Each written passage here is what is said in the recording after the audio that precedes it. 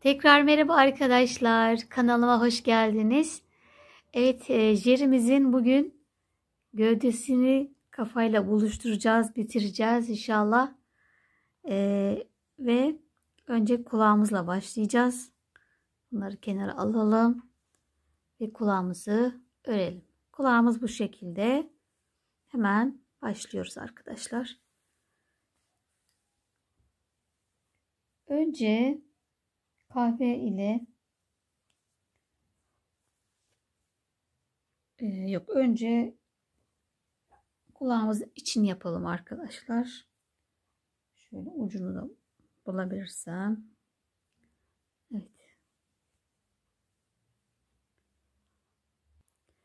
Evet, yine ipimizi önce bir sabitliyoruz. Yine 3 zincir çekelim. 1 2 3.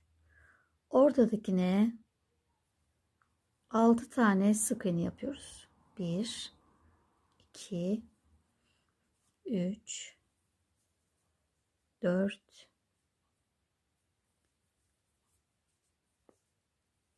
5 ve 6.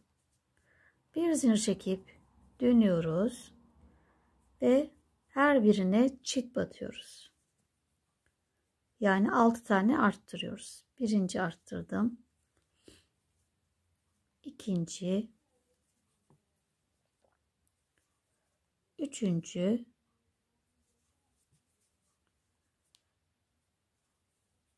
dördüncü, beşinci ve altıncı arttırmamızı yaptım. Evet, hepsini 6 sık iğnenin hepsini çift battık. 12 tane sık iğnemiz oldu. 3. sıradayız. Bir zincir çekip dönüyoruz ve her birine tek batıyoruz. 12 tane sık iğne yapıyoruz.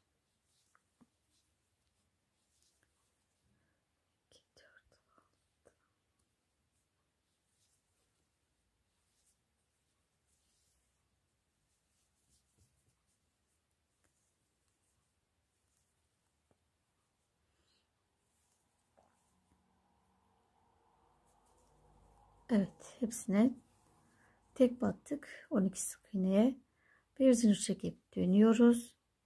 Bir tane tek, bir çift. Bir tane tek, bir çift. Sıra sonu kadar bir tek, bir çift. 6 tekrar yapıyoruz.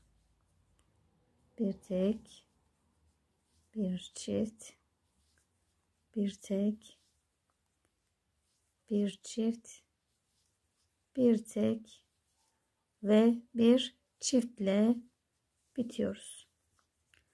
Sayımız 18 oldu. Bir zincir çekip dönüyoruz ve her bir sık iğneye tek batarak kulağımızı bitiriyoruz. Kulağımızın iç kısmını.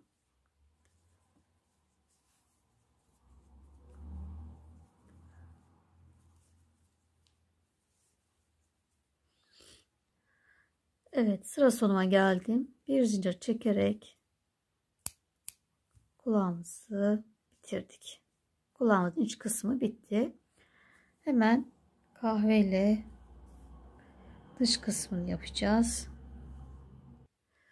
Şimdi kulağımızın dış kısmını da aynı şekilde örüyoruz. 5 sıra.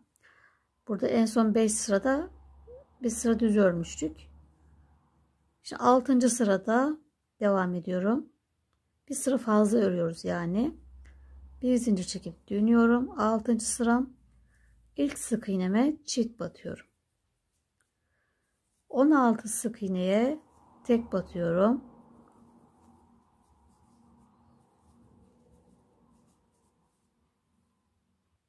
Evet, 16 tane tek battım. Son sık iğneme de çift batıyorum. Ve sayımız 20 oldu arkadaşlar. Şimdi bu dış kulağımız da bitti. Dış kulağımız 6 sıra, iç kulağımızda 5 sıra. Şimdi şöyle tekrar çeviriyoruz ve iç kulağımızı içine koyuyoruz.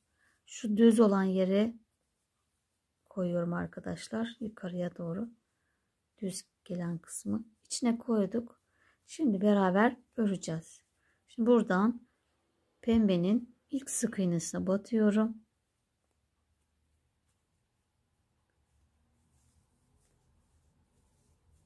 Dış kulağımın da ilk sık iğnesini yine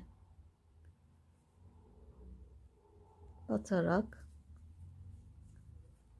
örüyoruz. Şimdi buraya bir tane daha battım. Bir de pembeye, bir de dıştakini de yanındakine battım. Çünkü 2 sık iğne fazla o, biliyorsunuz. Biri 18, biri 20 sık iğne. Şimdi ondan sonra hepsine tek batıyoruz.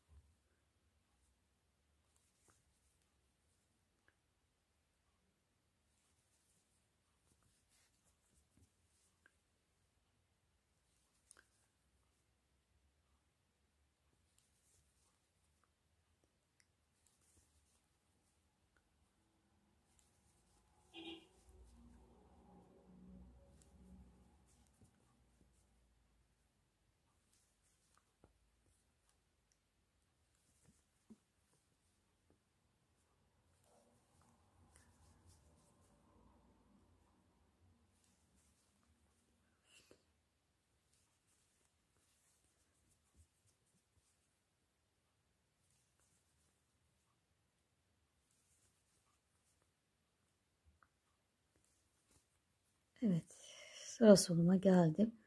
Şu içli iplerimizi içine sokalım.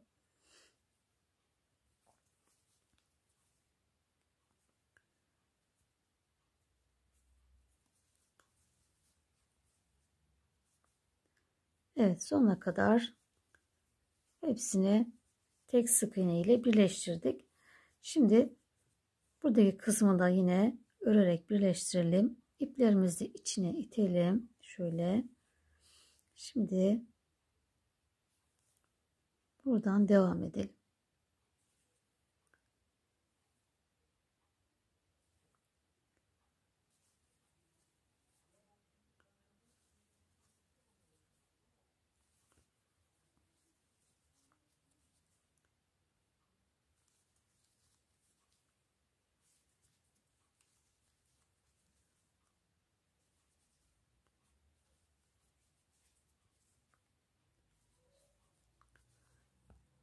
Sıkış yapıyorum bu kısmı.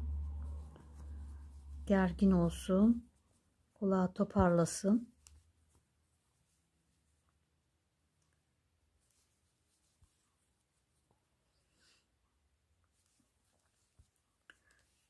Evet, bu şekilde ve en son başladığıma batarak ilmek kaydırıyorum.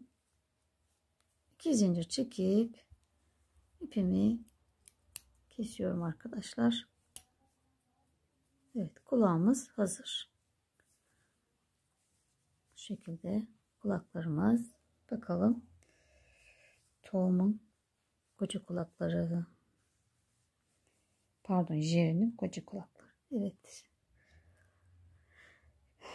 Şimdi bunu da bitirdik kulaklarımızı. Şimdi ağzımızı yapalım. Evet, ağzımız için yine ipimizi sabitledik. 8 tane zincir çekiyoruz. 1, 2, 3, 4, 5, 6, 7 ve 8. Birinciye atlıyoruz. İkinciye 3 tane sık iğne.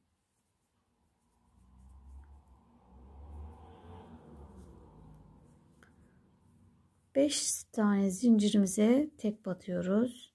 1, 2, 3, 4 ve 5. Son kalan zincirimize 3 tane sık iğne yapıyoruz. Köşeyi dönüyoruz. 1, 2 ve 3. Şimdi buradaki zincirlerimize de 5 tane zincirimize tek batarak sıramızı bitiriyoruz.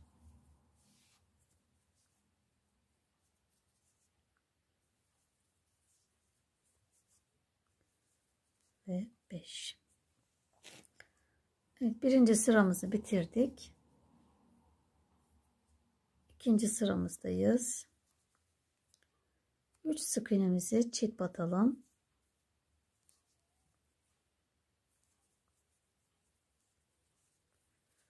Birinci çift, ikinci çift, üçüncü çift. Yine 5 sık iğneye tek batıyoruz. 2, 3, 4 ve 5. 3 sık iğneye çift batıyoruz. Birinci çift, ikinci çift,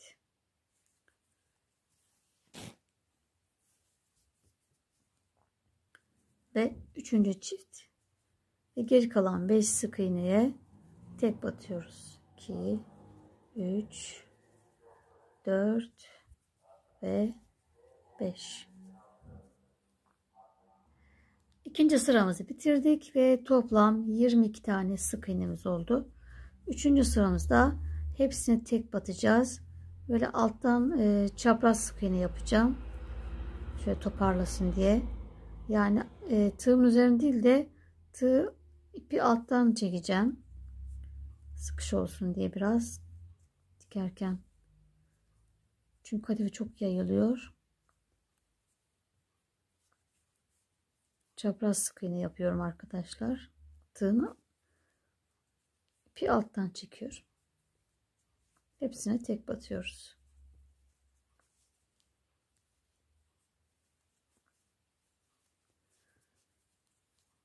Ve ağzımızı bitirmiş olduk. 3 sıra yaptık.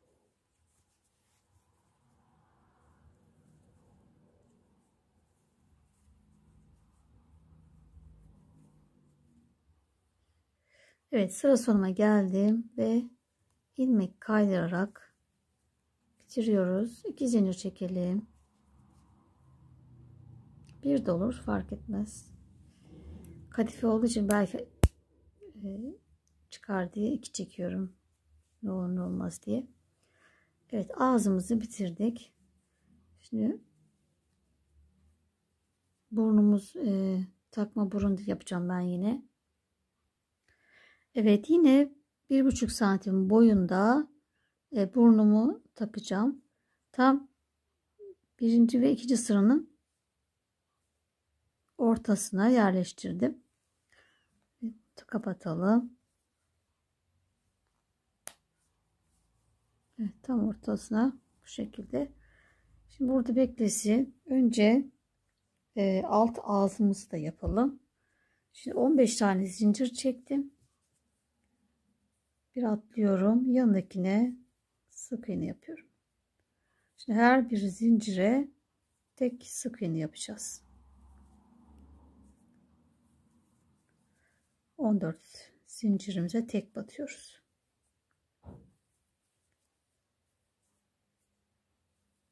Şuradaki ipi de arada yürütelim.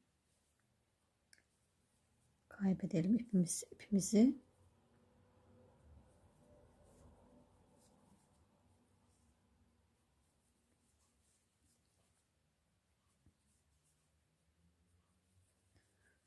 Aynı tomdaki gibi yapacağız. Ağız yapısını. İçine keçi keseceğiz.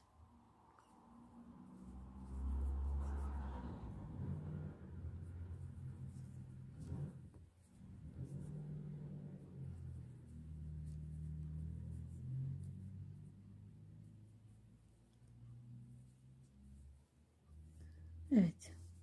Bu şekilde 14 tane sık iğne tek battım. Şöyle ağzımızı oluşturacağız.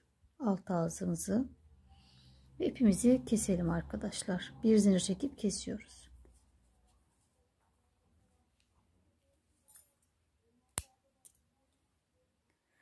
Evet, ağzımızı dikmeden önce içerisine keçelerimizi yapıştıracağız.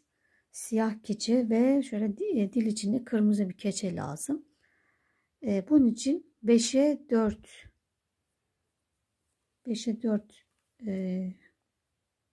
keçemizi bu şekilde keselim. Tam ortadan katlıyorum. Şöyle bir yuvarlatacağım.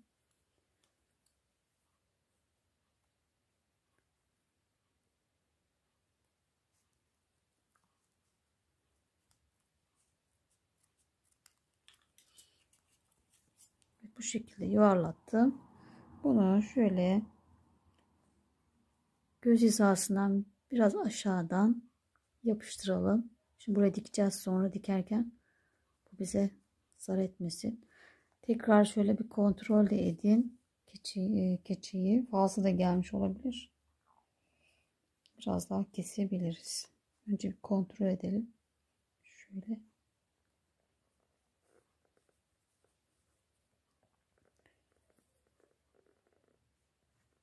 Önce şöyle bir prova yapıyoruz. Sonra bu da buraya yetişiyor mu? Şöyle bakıyoruz arkadaşlar. Taşma var mı diye. Taşma yok. İyi. Şimdi bunu bu şekil yapıştıralım.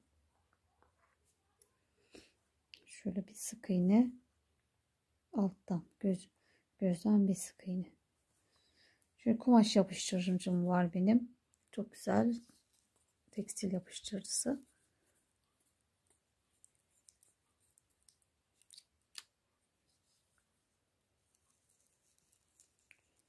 Sadece bolca sürüyorum iyi yapışsın diye.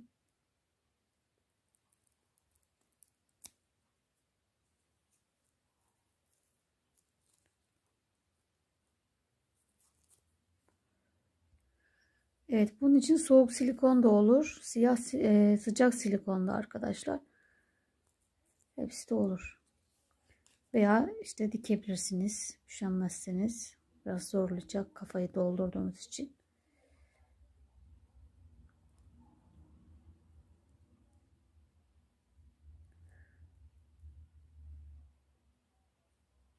Evet, güzelce sıktım ve şöyle yapıştırıyorum. Biraz da bunlar yapışsın. Dilimizde şöyle koyarsak çok mu büyük? Yine prova yapmak lazım. Önce. Evet, dilimiz için 1,5'a 2 santim boyunda dilimizi, kırmızı keçeyi yuvarlattım. Şimdi buraya tam ortaya bunu da yapıştıralım.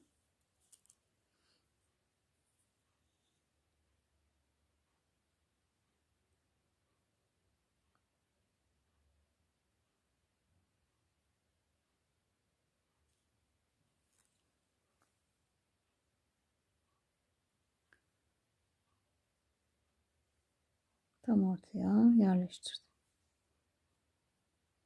Ve şimdi kuruduktan sonra ağzımıza dikeceğiz. Evet, keçelerimiz kururken biz de kuyruğumuzu yapalım. Bu arada benim kuyruk için çok az bir ipim arttı. Bununla artık sadece bir zincir çekebiliriz. Yani sizin daha fazla artmış olabilir. Çünkü ben biraz rahat örüyorum, gevşek örüyorum. Çünkü diğer arkadaşlar bayağı arttığını söylüyorlar kendi iplerinin. Şimdi şöyle ipimi önce bir sabitliyorum. Şöyle tam popomun şurası iyi herhalde. Şuradan buradan bir zincir çekeceğim. 1, 2, 3, 4, 5, 6, 7, 8, 9, 10 tane zincir çektim. Siz bunu kendinize göre ayarlayın arkadaşlar. Sizin daha fazla artacaktır ipiniz. 10, 11, 12, 12 zincir çektim. Ondan sonra hepsini tek batacağım. Yettiği yere kadar bakalım. Siz daha 15 zincir falan çekebilirsiniz. Maalesef benim yetmiyor. O yüzden ben daha küçük bir kuyruk yapacağım arkadaşlar. Daha uzun yapabilirsiniz siz. Evet, ipim yetene kadar ördüm arkadaşlar ve böylece benim küçücük bir kuyruğum oldu. Sizin ipiniz yettiği kadar yapın. Boyunu kendinize göre ayarlarsınız. En azından hiç yoktan bir küçük kuyruk. Bu ipleri de içine çekelim.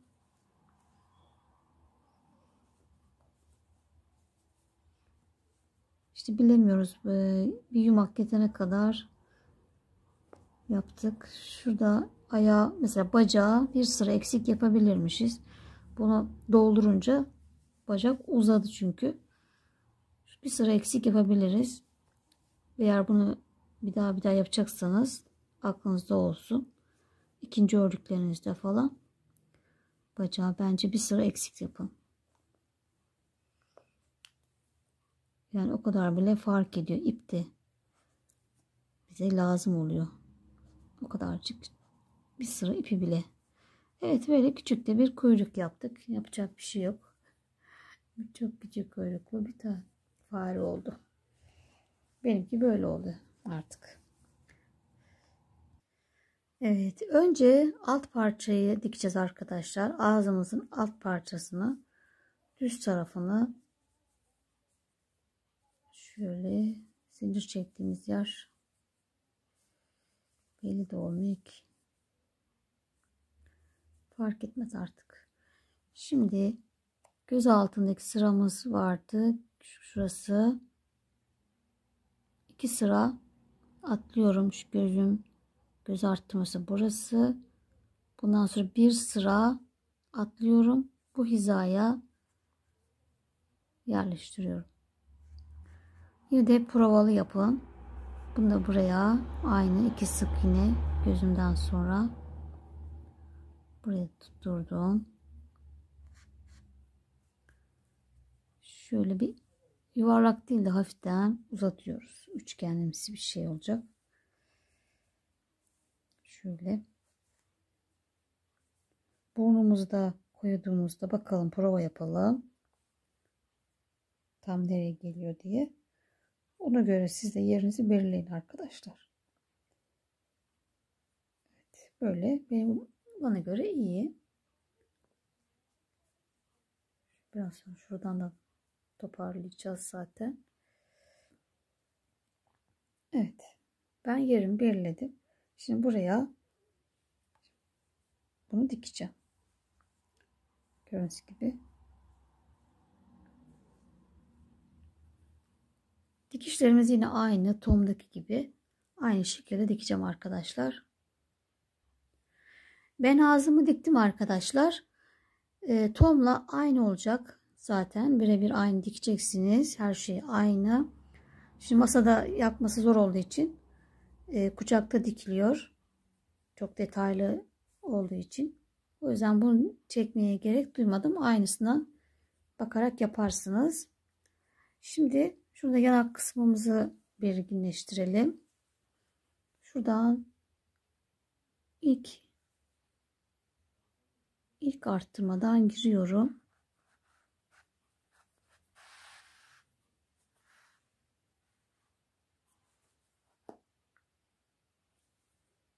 İki sık iğne atlayıp boyundan çıkıyorum. Tekrar yanındakinden giriyorum.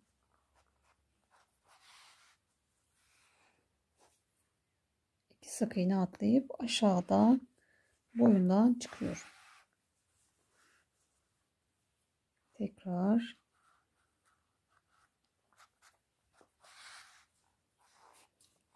iki sık iğne atlıyorum. Tam ağız yerine denk gelmekte. Boyundan çıkıyoruz. Evet, böyle çekerek Böyle yanaklarımızı belirginleştiriyoruz. Diğer yerden gözümün hizasından çıktım. Hemen 2 sık iğne atlıyorum. Boyundan çıkıyorum. Bunlar da hep ne bela ya. Evet şöyle.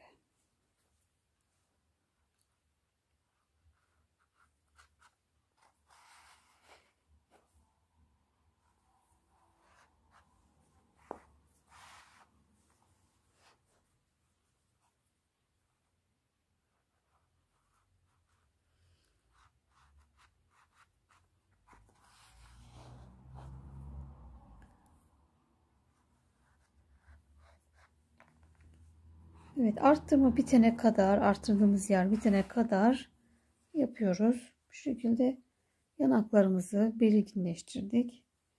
Şöyle de yaptığımızda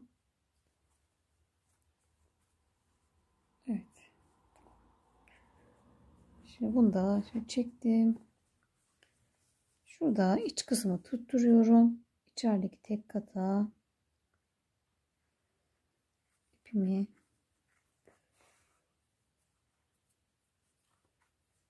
düğüm atarak ipimizi kesiyoruz.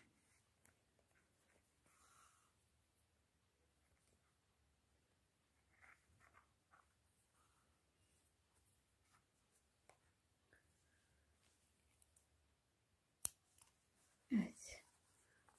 Bunu da yaptık. Şöyle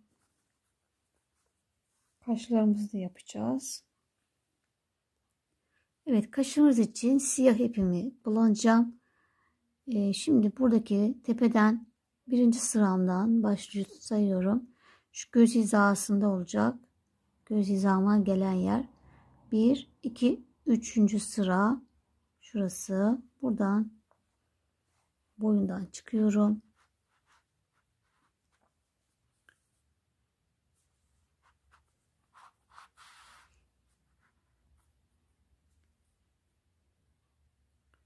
Şöyle bir sıra yukarı çıkıp aşağıya ineceğim.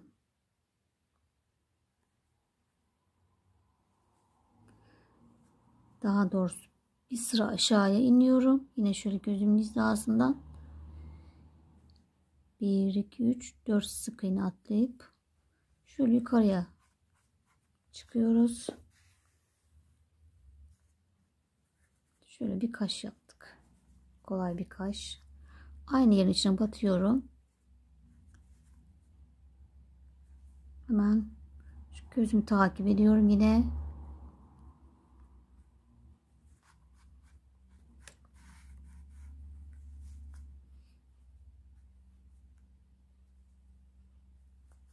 Biraz rahatlaştıralım. Tekrar bir sıra yukarıya çıkıyoruz. Gözümün hizasına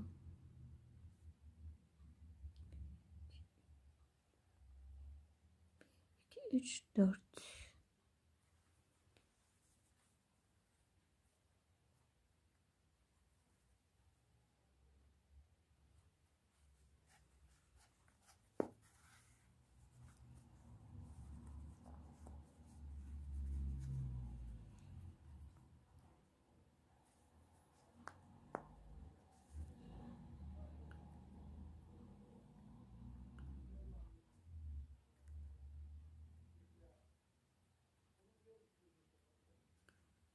İpin içine battım ve kafadan aşağıdan çıkıyorum. Şöyle bir düzeltelim. Kadifelerin içine giriyor. Böyle artık bir sıra daha yapabilirsiniz arkadaşlar. Birkaç sıra bilgili olana kadar.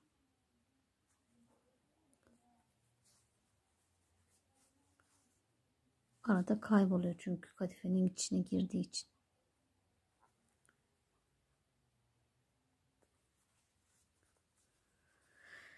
Evet. Ben bir sıra daha yapayım, bunları da düzelteyim. Evet, kaşlarımı bir sıra daha yaptım arkadaşlar. Daha belirgin olsun diye. Ve şöyle 2 tane de küçük kirpik kondurdum. Aslında daha uzun çizgi filmde. Fakat kaşları kapatır diye böyle küçük yaptım. İsterseniz böyle hazır kirpikle takabilirsiniz. Şimdi kulaklarımızı takalım. Boynumuzu dikip videomuzu bitirelim arkadaşlar. Şimdi kulağımızı şöyle yerleştirelim. Şunu da içine çekelim.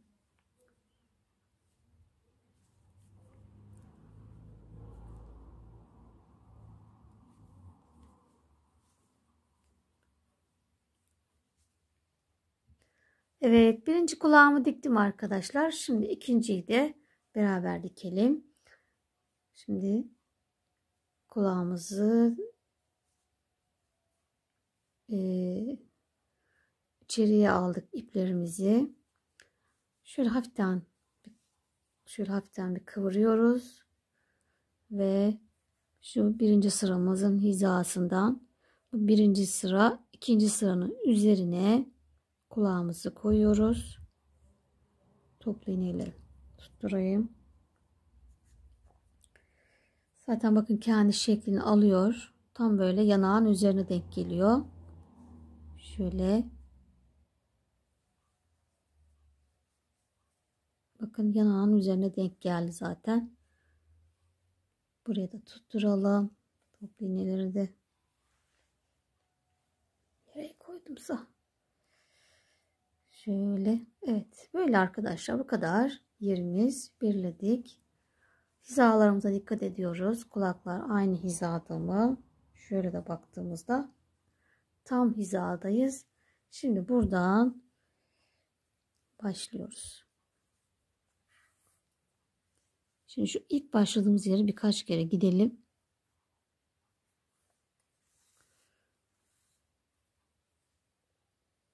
Şey olmasın, sağlam olsun, kopma olmasın diye birkaç kere burayı yapıyoruz. Böyle masada zor oluyor. Kucağa almak gerekiyor örgüyü. Evet, birkaç kere aynı yerden diktim. Affedersiniz. Ve şimdi bir kulaktan, bir kafadan,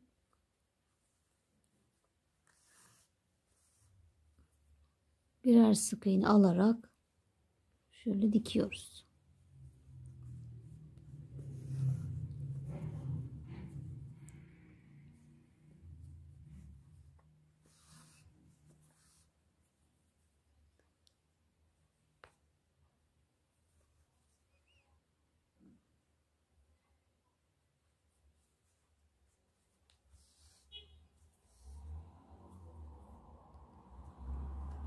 Evet, bu şekilde dikmeye devam edelim.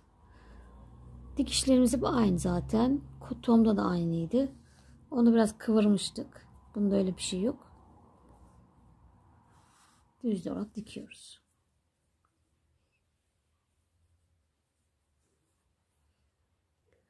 Evet, kulaklarımızın dikimi de bitti arkadaşlar. Şuradaki eşitliklere dikkat edin. Aynı sayılarda olmasına. Evet, jerimizin yüzü bitti, kafası bitti. Çok şirin oldu bence. Çok tatlı oldu. Umarım sizler de beğenirsiniz arkadaşlar. Şimdi kafamızı artık dikeceğiz. Gövdeyle birleştireceğiz. Gövdeyle boşlukları doldurdum. Şimdi şuradaki en son parmak bacak arası, ayak parmağı ay, bunları yapalım şimdi arkadaşlar. Parmak arasına şöyle alttan giriyorum. Siyah ipim var. Siyah ipimi taktım. Tam ortasından şuradan çıkacağım. Orta şey olduğu için, taban olduğu için biraz zor olacak ama şöyle esneterek, kadife olduğu için kolay oluyor Allah'tan.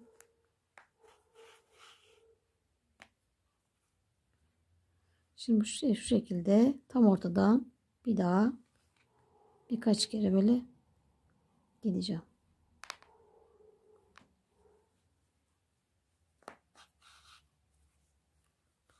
Tam ortaya denk getiriyorum.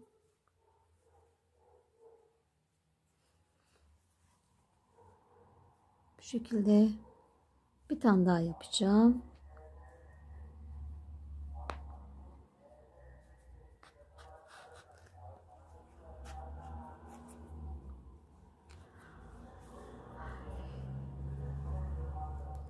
Evet. Bu kadar yeterli.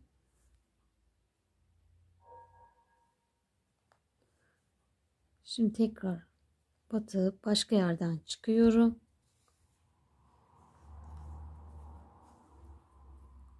Buradan da yine başka yerden çıkarak ipimi düğüm atıp keseceğim.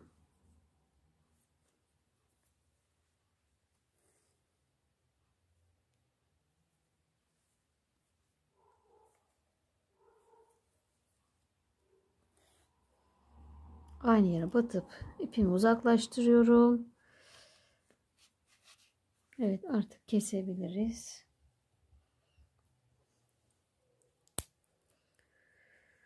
Evet, bunu da hallettik. Bunu da yaptık arkadaşlar. Şimdi kafamızı artık dikip yerimizi tamamlayalım. Şöyle tam ortadan ortalayalım.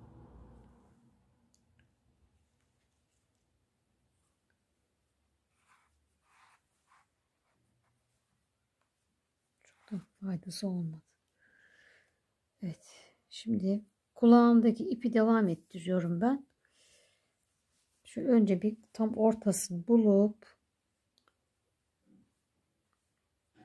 buradan başlayacağım.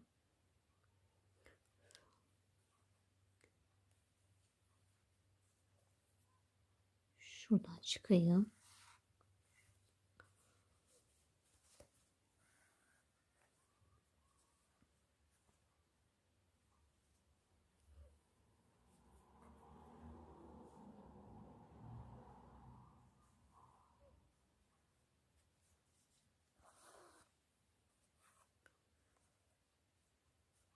Evet, bir kafadan bir gövdeden dikiyoruz.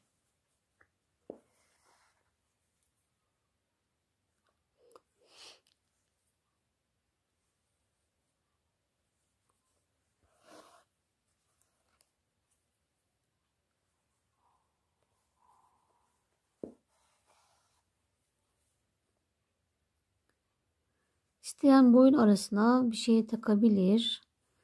Ben de karar veremedim taksam mı diye. Bakalım. Boynumuz kısa çünkü. Gerek olmayabilir. Tom'a takmıştık çünkü Tom çok büyük. Uzun, boyu da uzun. Bu küçük diye belki gerek olmaz. Bir dikeyim bakalım. Böyle devam edeceğim. Evet, boynuma bir şey takmadım arkadaşlar. Şimdi bu boşluğu elyafla dolduracağım. İsteyen takabilir. Güzelce hiç boşluk kalmayacak şekilde dolduruyorum. Özellikle boyun tarafına, gövde arası.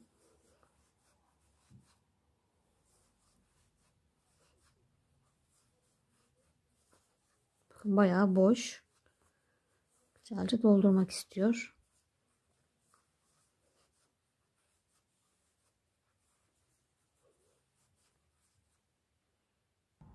Evet, kava dikişim bitti arkadaşlar. Şimdi en son burada başladım. Buradan da bitirdim. Tekrar şimdi buradan tam dikiş yerinden giriyorum. Ve burnun dibinden, yani şu gözün dibinden çıkacağım.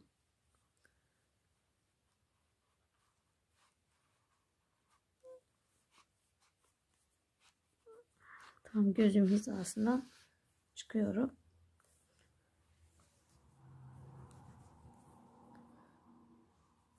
Ve 2 sık iğne atlayıp aynı yerden boynumdan çıkıyorum.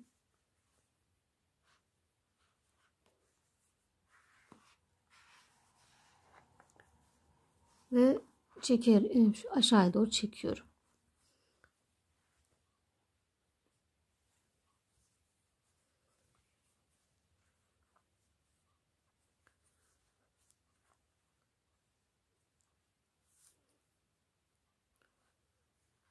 Ve boynumdan karşıdan diğer taraftan kadrajdan çıkmışım arkadaşlar. Diğer taraftan çıkarak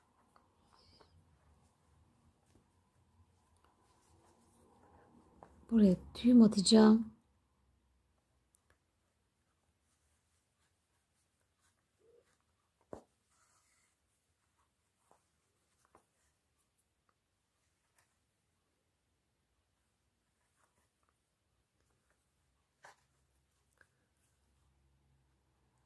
Aynı yere batıp başka yerden çıkıyorum. İpimizi kesebiliriz. Evet. Ve jerimiz de bitti arkadaşlar. Evet, jerimizi bitirdik arkadaşlar. Bıyıkları için de burada Tom'da yaptığımız bıyıkları sormuştunuz. Bunları Trendyol'dan bulabilirsiniz. Arama moduna elastik tespih ipi yazarsanız bu şekilde ve bu görseldeki bu siyah olan ip elastik, yumuşak bir ip. Üzerinde elastik, esnek tespih bileklik ipi yazıyor. 15 TL'ymiş arkadaşlar. Gayet de uygun. 20 metre bayağı da var içinde. Bunu da size bilgilendirmek istedim. Evet, bir videomuzun daha sonuna geldik. Tom arkadaşı Jerry'e kavuştu. Boyumuz 30 santim oldu. Bir tane yumağımız yetti. Benim kuyruğuma dediğim gibi çok azıcık bir ip daha istiyordu. Böyle küçük yaptım. Şu kadar olsa daha iyi olurdu. Bunun için de bacağımızı bir sıra daha kısa yapabiliriz. Bunun dışında belki sizin tam gelecektir. Benim biraz elim bol. Başka arkadaşlar ördüğünde bayağı yumakları artıyormuş. Evet, yeni videolarda görüşmek üzere arkadaşlar. Hepiniz hoşça kalın. Öpüyorum. Sevgiyle kalın.